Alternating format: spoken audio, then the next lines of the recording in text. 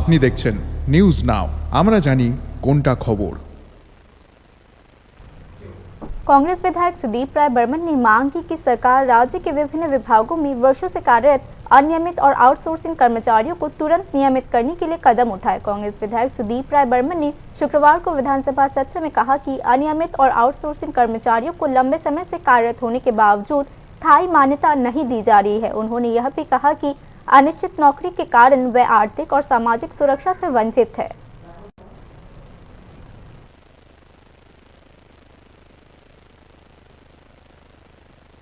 সরকারের তরফ থেকে, ফিনান্স ডিপার্টমেন্টের তরফ থেকে এটা কি আমরা জানতে চাই। আর আউটসোর্স এই সুপ্রিম কোর্টের অর্ডারের প্রেক্ষিতে সরকারের দৃষ্টিভঙ্গিটা কি এবং সরকার কি করতে চাইছে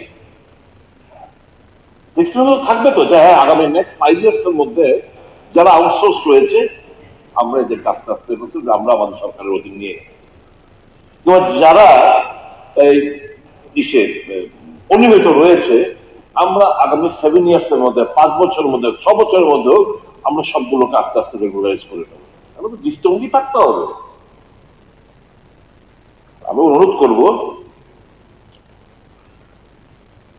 সরকারকে একটু নড়ে চড়ে বসার, to feel the pain of those who, যাদের ফিউচার আনসার্টেনটি তারা করে বেড়াচ্ছে, টু ফিল ফর দ্যাম। আর শুধু তারাই এফেক্টেড না, তাদের জেনারেশন নেক্সট এফেক্টেড, দারুণভাবে প্রভাবিত হচ্ছে।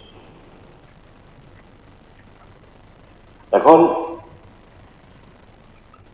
কাজে এই প্রস্তাব যারা সুদীপ বাবু এনেছেন ভেরি ভেরি সময় উপযোগী, এবং সরকারকে আমার অনুরোধ থাকবে আমাদের দলের তরফ থেকে, আমাদের বেঞ্চের তরফ থেকে অনিয়মিত কর্মচারী এন্ড আউটসোর্স যারা রয়েছে তাদের ব্যাপারে আপনারা আপনাদের দৃষ্টিভঙ্গি আপনারা এখানে